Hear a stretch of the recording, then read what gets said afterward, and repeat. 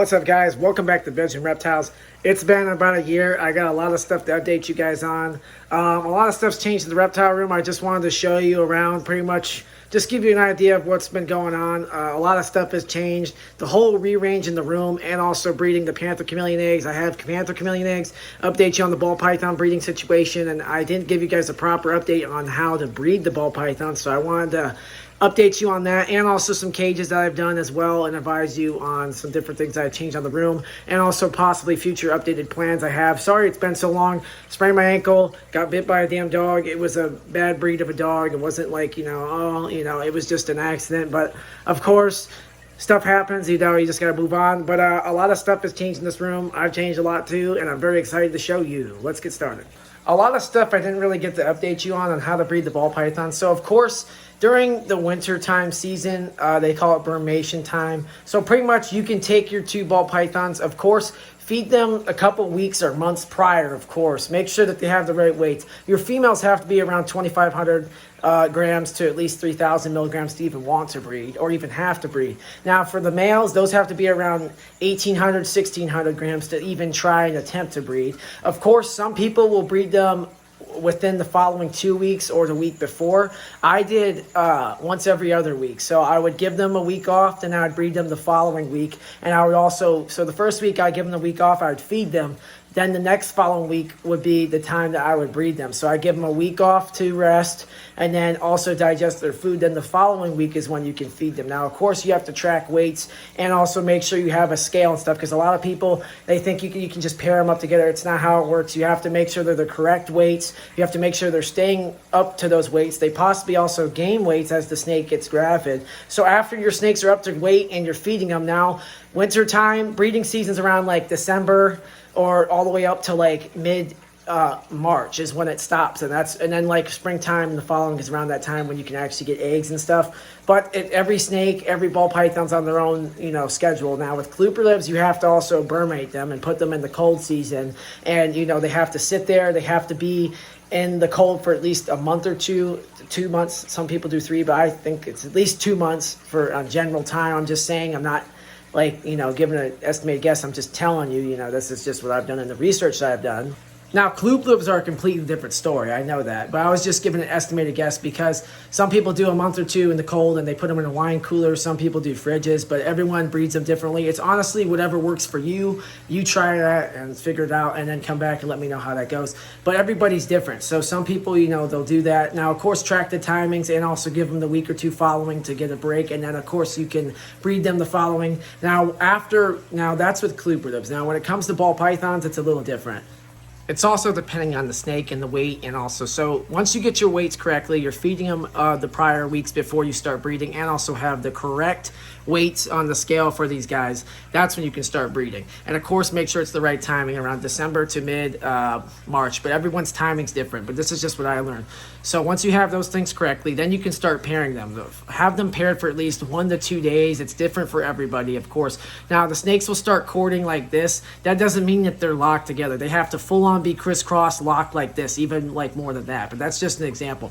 Every ball python's completely different, so some will lock, some will not. So that's why you have to have, maybe some people will supplement a male with a couple different females, and you can get some different results doing that too into different pairings, depending on if you're going for, there's non-recessive, which is like lessers, Mojaves, and also like enchies, stuff like that. Then there's recessive, where it's like pieballs and have your clowns, your hypomystics, albinos, and stuff like that. Now there's also heads, which is non-visual, so sometimes you could breed pairs and you may not get a visual snake. It'll come out looking normal, like Medusa over here.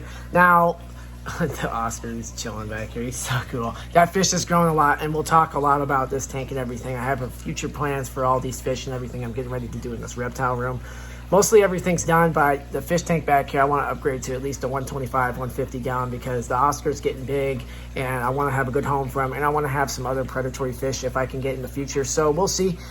So back to breeding. Now, of course, whatever genes that you pair, make sure they're actually correct. You can go on the website. There's ball python wizard genetics and stuff like that, where you can get the results and possibly get an estimated guess of what your ball pythons and what they possibly could look like. Now keep in mind, anything you breed is, you know, different. You know, you're never going to get the same stuff. Majority of the stuff you get is completely different. It might be the same morph for the same genetics, but it could be completely different patterns, completely different color. You never know. But like I said, once you have your temperatures right, you have your you're feeding them correctly, they're gaining weight, you're also weighing them out and stuff and making sure that they're up to date, you can start pairing them. Where some females and males may not lock, some will. Now, with the case of mine, they did lock, and they did do this. Once they make sure that it's a tight lock like this, and you witness that for like, sometimes they'll do it for 6 to 8 hours, sometimes they'll do it for a day or two. It just depends on the snake and what you're trying to do. With the ball pythons, of course, they're unpredictable, just like any other snake. Now, when they're courting and stuff, you leave them alone, but pair them for at least 2 to 3 days, because they'll go on and off. And the best time to pair them is when it's like a hurricane or rainy season. They can detect when it's cold season, when it's warm season, and also when it's like a stormy time in the year. Then that's like the best time to pair them, because I don't know what it is. It's just like it's just, you know, like humans, you know, you got to be happy, healthy, and have a good meal, you know, same stuff. But with ball pythons, they can detect the weather a little bit better than we can. So once you witness the locks and stuff, after about a day or two, some snakes, the way you can tell if they are not going to pair or not, one ball python will be on the other side, the other ball python will be on this side, and that's how you can tell, you know, all right, maybe it wasn't their time, maybe this wasn't the season, maybe you got to try next year. That's just sometimes people do. And so once your snakes are corded and paired, that's when you can actually move on with continuing to pair them until you see the ball pythons grab it. She'll build up follicles, she'll circle around the water bowl, and eventually she'll move from the cold side to the hot side, and she'll start balling up kind of in the middle. Every ball python's different where they do, and you'll notice them balled up, and that's when you have your eggs. Now for incubation, some people use broken refrigerators, some people actually buy the incubators off Sea Serpent Racks and also rhinoracks.com, stuff like that. And then you can create your own incubators out of a broken fridge, which is what I did. I used a broken fridge. Now make sure your temperatures are coordinate, make sure you have the right thermostat, of course. And once you have that, then you're ready to go. You can start incubating your eggs around 82 to 88 degrees. I recommend around 85, 86. Some people do 88. It depends on where you live. It's colder out, you know, so it's and then within the following day, or 55 to 60 days from now, that's when some people cut the eggs 5 days early. The longer you wait, the better results. And some ball pythons have the tooth where they can poke through and get out. Some of them can't. So sometimes you may have to cut the eggs and assist them with not touching them, just cutting the egg a slit, and you can sometimes see what kind of ball pythons you got. And that's how you breed ball pythons. And eventually, within that time of the 55 to 60 days, they will come out, and you got ball pythons. And then some people leave them in the incubator for a couple more extra days or so. Then they wait until they have their first shed. Then you can start feeding the following after that and getting them nice and ready to go. And then you can start raising those snakes up. Some people do the genetics where they breed the babies back to the mother, and that's how you can get some visual snakes if it's non-recessive or recessive, like I said before. But that's how you breed ball pythons. Then with colubrids, it's the same thing. It's just you have to brumate them in the cold season for a good time, and then eventually you take them out, you warm them up slowly, you increase the temperature slowly over time, and then eventually you can start feeding them, and then eventually start pairing. And it's the same thing with courting them as well. You know, they can do that, but you have to make sure to lock. Sometimes with colubrids, the female will literally drag the male around. It's kind of funny. So starting off, of course, you guys have seen my banana spiny tail, banana pecnata. This is his big cage. He's in the Exoterra.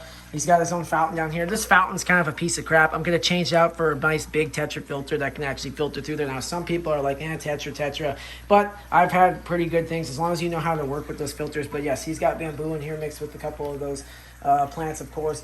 And also, I had to take out his substrate down here because you get a lot of ants and stuff if you don't. So that's why I just took it all out. He comes down here, he feeds, he gets his nice diet of his lettuce, of course, and different things that you can supplement, like some little treats and fruit. Not too often, just every once in a while as a treat.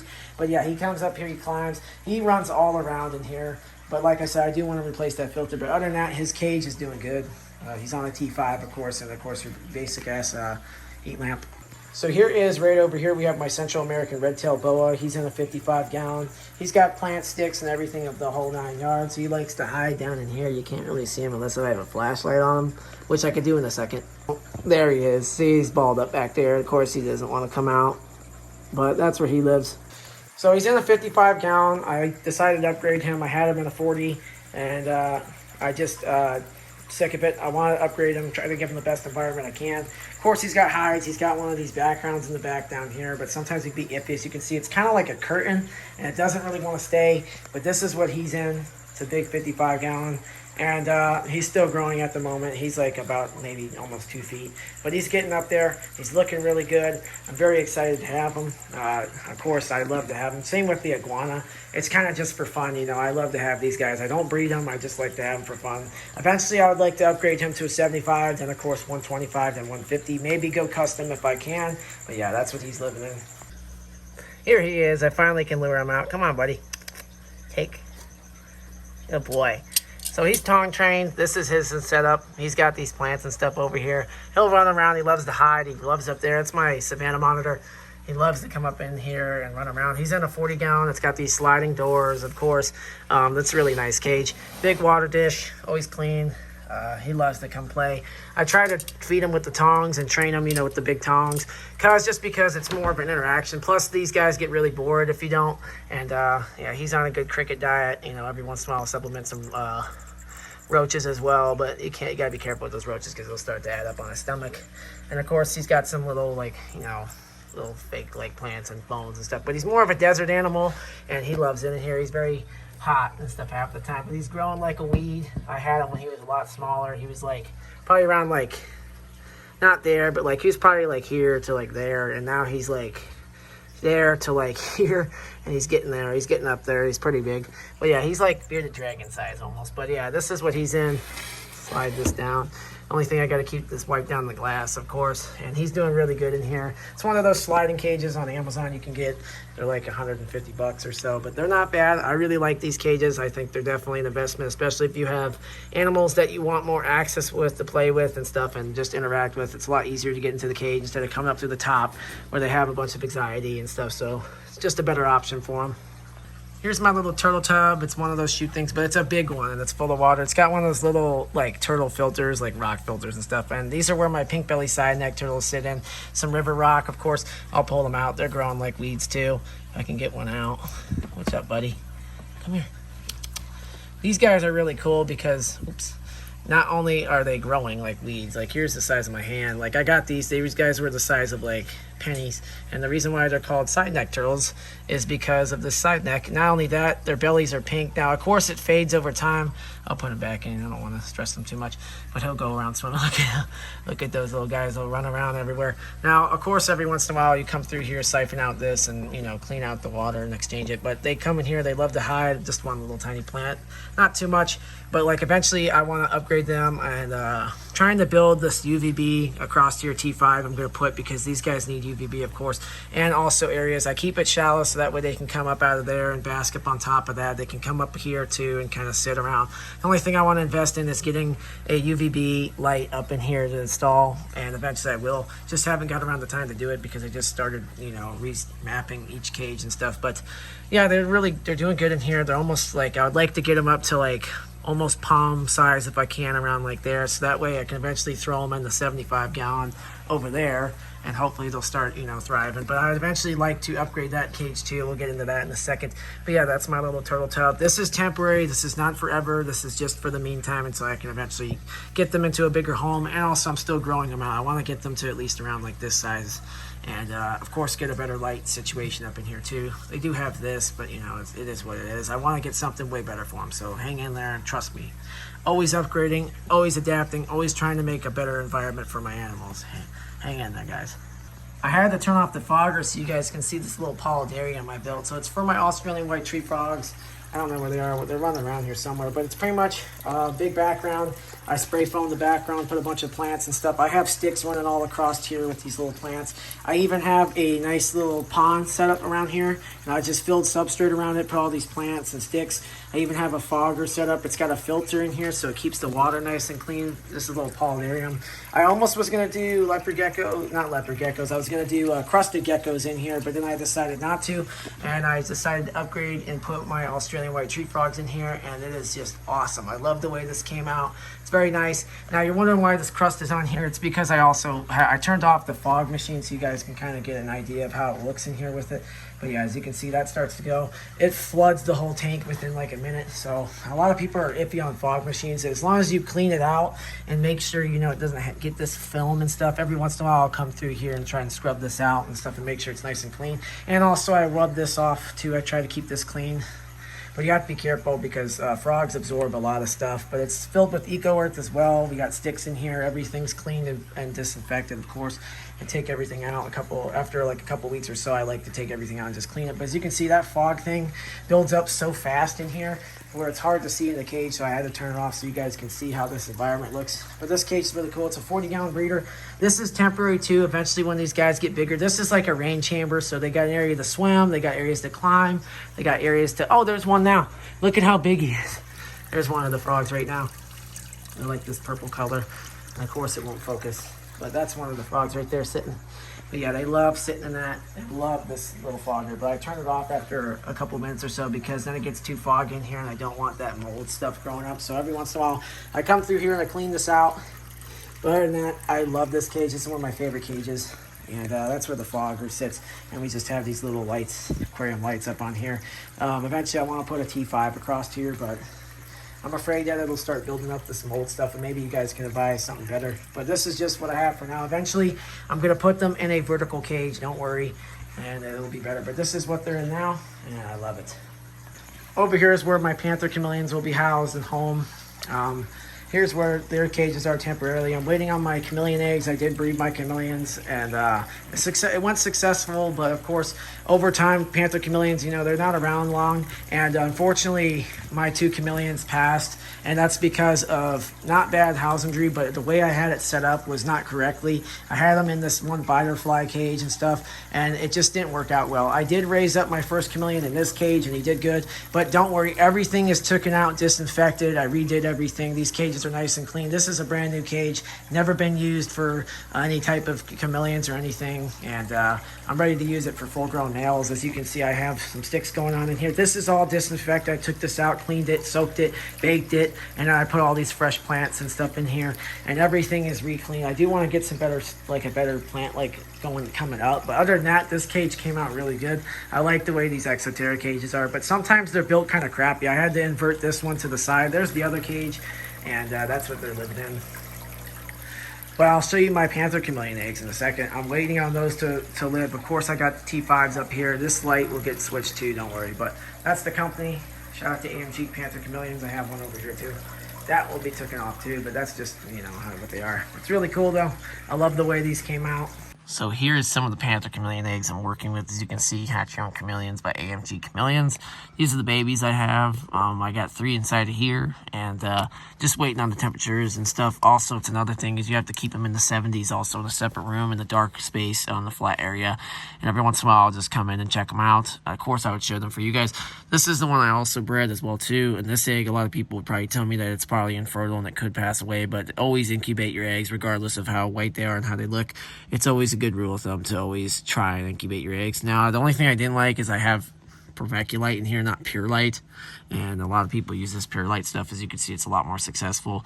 And of course, you can use the hibachi tank containers. Some people will also cut these to also make airflow as well too, and it's really just up to you on how you want to do that. But with my panther chameleon eggs, I would prefer to keep them in these kind of like on pure light. Of course, different containers. Eventually, if I had a lot more panther chameleon eggs, I would put them in the hibachi containers with airflow and also have them on pure light and then have it around 72 to 73 degrees.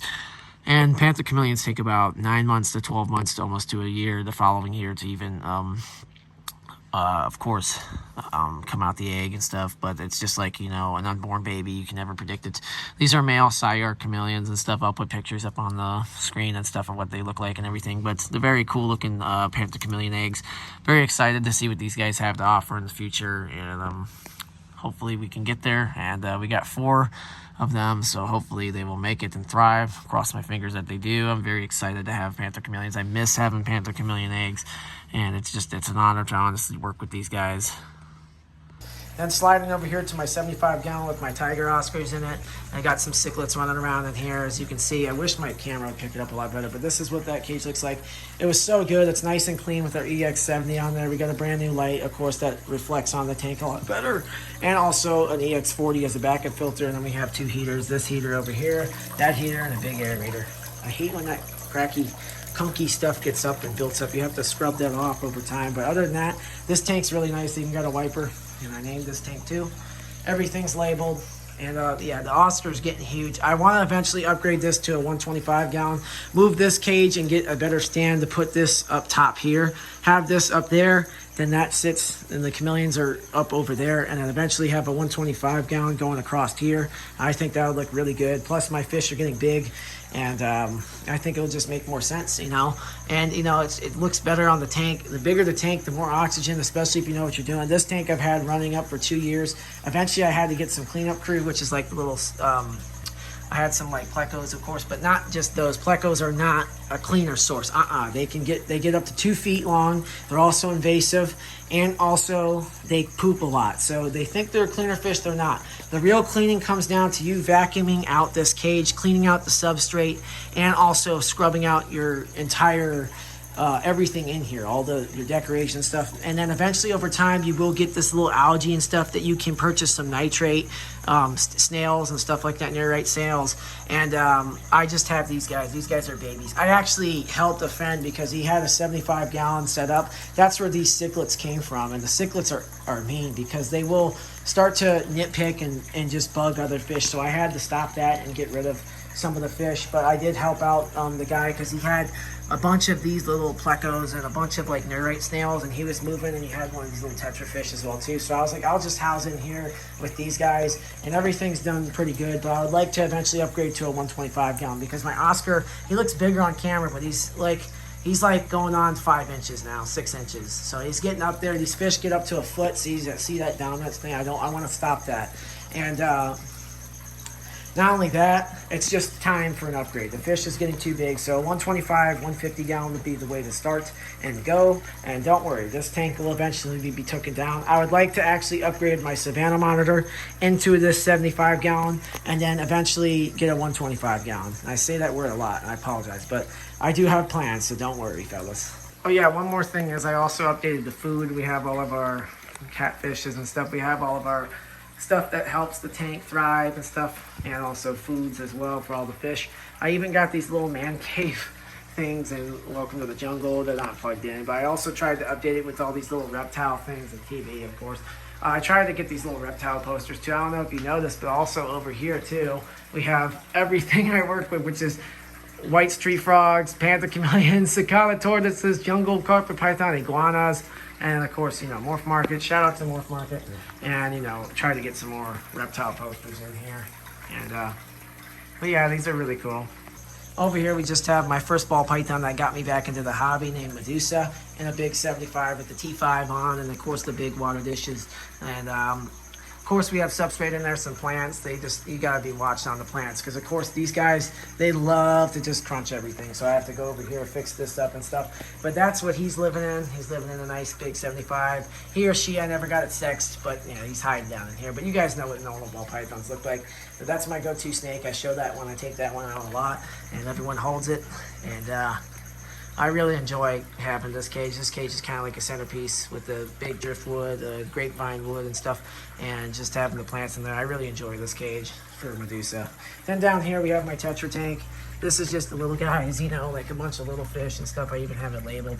But yeah, it's super clear. I even got a little Java plant in there, live plant, some decorations. There's one of the little blue Tetras now, and they'll come swimming out here and there, but it's a lot of oxygen in here too. And also, that's just a little side that they come in. But here's some of them little guys. They're growing like weeds. They started off like tiny, but now they're starting to get really big, as you can see in there, and they look really nice. And this aerator, those you have to change out constantly because these guys will get it. But these tanks are a lot more difficult because you have to maintain them a lot more. There's that one special tank fish I was talking about. Look at how gorgeous he is. Yeah, these guys will come out a lot. This was supposed to be stuck to the bottom, but over time that starts to move. You know how this goes with these aerators. You have to replace them monthly.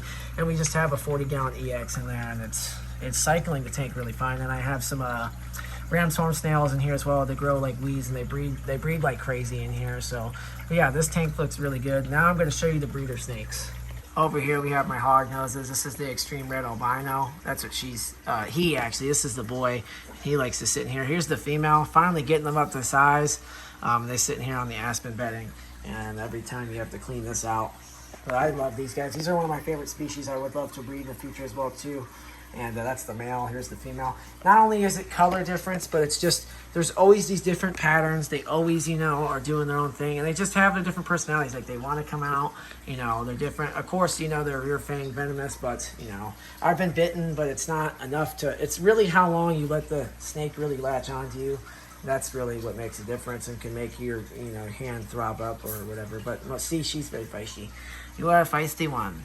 But no, I love the colors on these guys. These guys are such a beautiful snakes. Very fun to work with. I enjoy working with these guys. Okay, fine. And yes, they are labeled. There's the boy. Here we have my first one right here. This is the sweet girl right here. I can pick her right up and stuff, don't worry.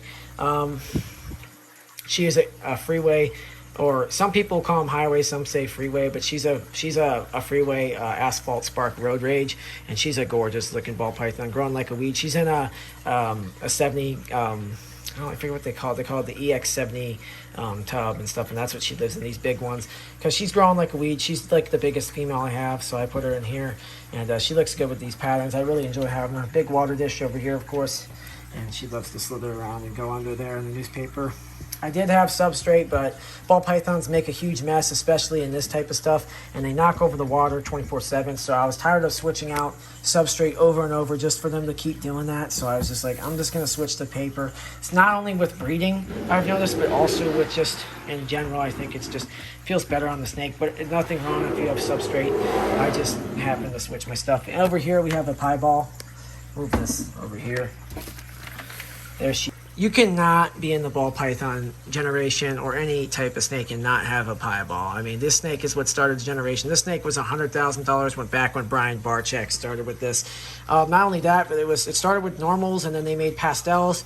Then it was right to the pies. The pies was another generation that started, but there was also Mojaves and Lessers, then Enchies came in, then head clowns, then super mystics and all that stuff. But pie was definitely a big thing that started the generation of everybody wanting ball pythons and just getting into it.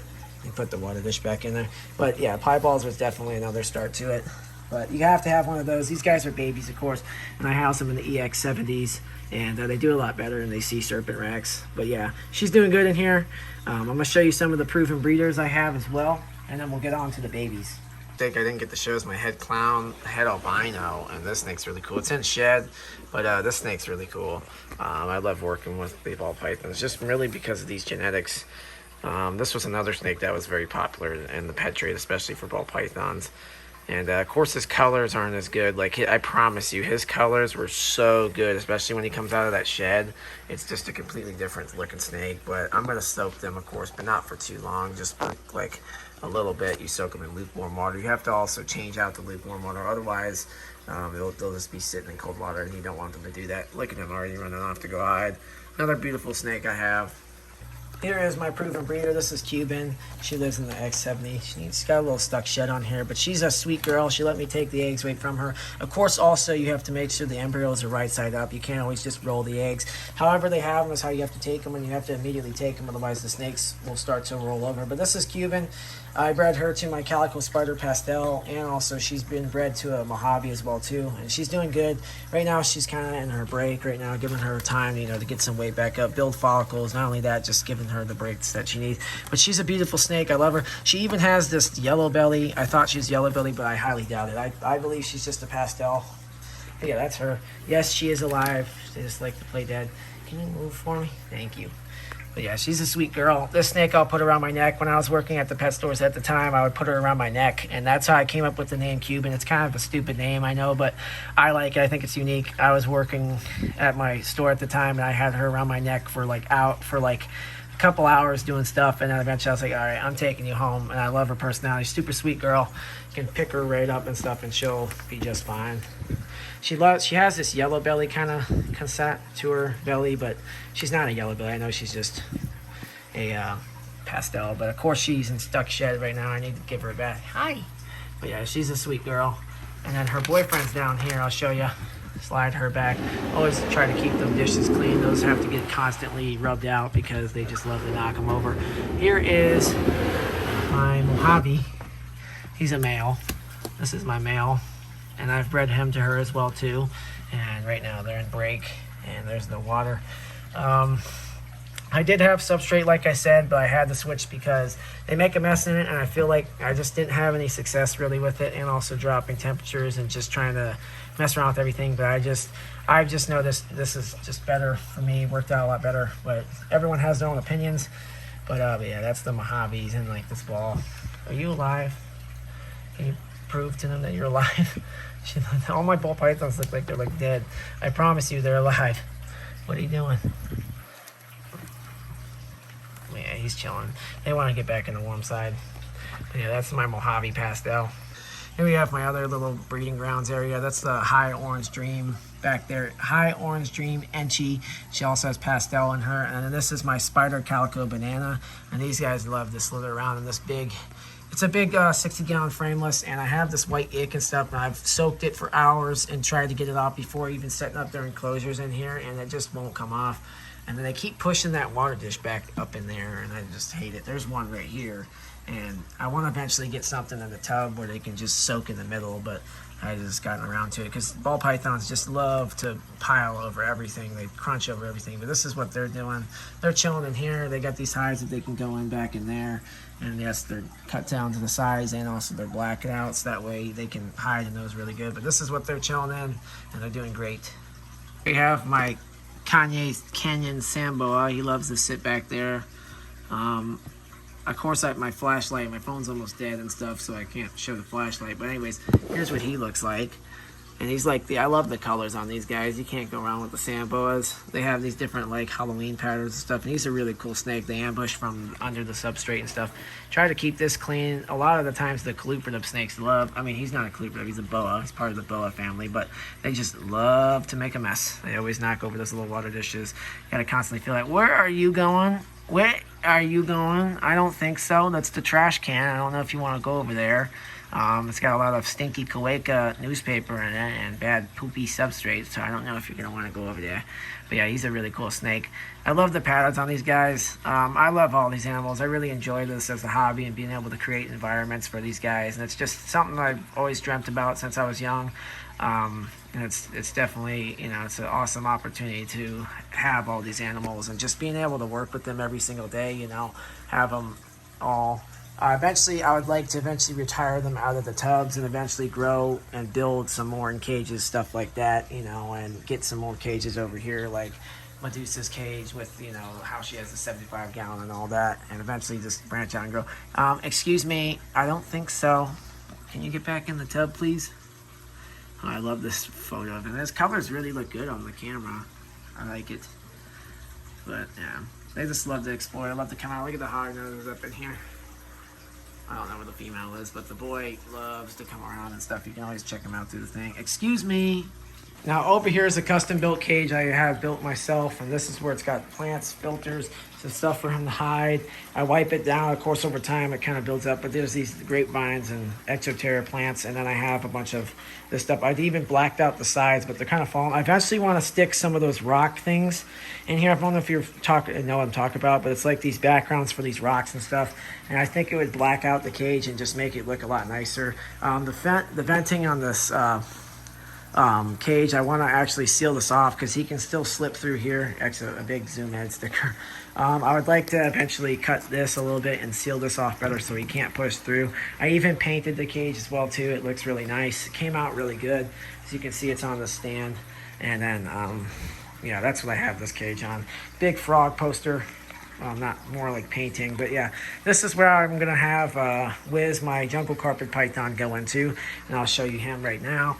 He's in this rack. This is temporary until I can grow him out a little bit. He's growing like a weed. He's already up to a foot or two, but as you can see, he's got beautiful black and yellow colors, and he's in that feisty festive mode, and that's just how jungle carpet pythons out.